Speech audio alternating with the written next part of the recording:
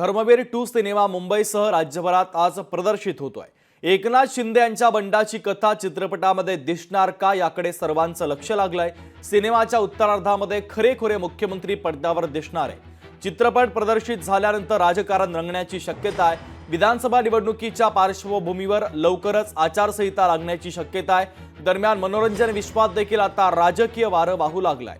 महाराष्ट्राचे मुख्यमंत्री एकनाथ शिंदे यांनी या सिनेमामध्ये स्वतःचीच व्यक्तिरेखा साकारलेली आहे, ज्यामुळे सिनेसृष्टीसह राजकीय वर्तुळात देखील अनेकांच्या भुवया उंचावलेल्या आहेत। तर धर्मवीर 2 हा सिनेमा मुंबईसह राज्यभरात आज प्रदर्शित होतोय। ठाण्यामध्ये नेमका काय माहोल आहे हेच जाणून घेण्यासाठी जातोय। ठाण्यामध्ये शुभम कोळे आपले प्रतिनिधी आपल्याशी जोडले जातात। शुभम, धर्मवीर 2 मुक्काम पोस्ट ठाणे चित्रपट हा प्रेक्षकांच्या भेटीला येतोय। राज्यभरात आज प्रदर्शित केला जातोय। एकनाथ शिंदेंच्या बंडाची कथा या चित्रपटामध्ये दिसणार का याकडे राजकीय वर्तुळाचं लक्ष लागलेलं आहे। ठाण्यामध्ये कशा पद्धतीचा माहोल आता पाहायला मिळतोय?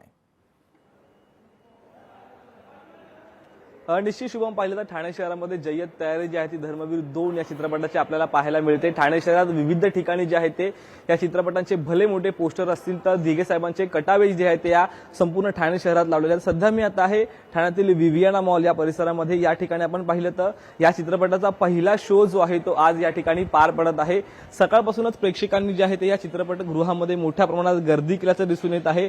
तर विवियाना मॉलमध्ये आपण पाहिलं तर या चित्रपटाचे मोठे कटावे असतील, त्याचबरोबर काही स्क्रीनिंग असतील, बॅनर्स असतील, ते देखील या ठिकाणी लावलेले आहेत। मागील ज्यावेळी चित्रपट प्रदर्शित झाला होता त्यावेळेस एकनाथ शिंदे जे आहेत ते स्वतः दुचाकीवर स्वार होत प्रसाद ओक जे आहेत त्यांच्यासोबत या ठिकाणी विवियाना मॉलमध्ये पोहोचले होते। तर तशाच प्रकारचं आज देखील काही वातावरण या ठिकाणी रंगतंय का? त्याचबरोबर राजकीय वर्तुळामध्ये आज हा चित्रपट काय नेमका प्रतिसाद देतोय? कारण दुसरीकडे आपण पाहिलं तर जे ठाकरे गटाचे जे कार्यकर्ते असतील ठाण्यातले, त्यांनी हा चित्रपट पाहण्यास जो आहे तो नकार दिलेला आहे। त्यांच्यासोबत बातचीत केली असताना त्यांनी हा चित्रपट पाहण्याकरिता नकार दिलेला आहे। त्याचबरोबर हा चित्रपट जो आहे तो याविषयी प्रतिक्रिया देण्यास देखील त्यांनी नकार जो आहे तो दिलेला आहे। त्यांच्या सांगण्यानुसार त्यांच्या काही बैठका असल्यामुळे हा चित्रपट आम्ही पाहणार नसल्याचं त्यांनी सांगितलं। निश्चित आता हा चित्रपट प्रसिद्ध झाल्यानंतर आता नेमकं काय राजकीय रंग एकंदरीत वर्तुळात रंगतंय, नेमकं घडतंय हेच आज दिवसभरामध्ये पाहणं महत्त्वाचं असणार आहे। शुभम, अगदी शुभम, महत्त्वाचे अपडेट या बातमीच्या संदर्भातले तू पोहोचवलेले आहेत, तुर्तास धन्यवाद।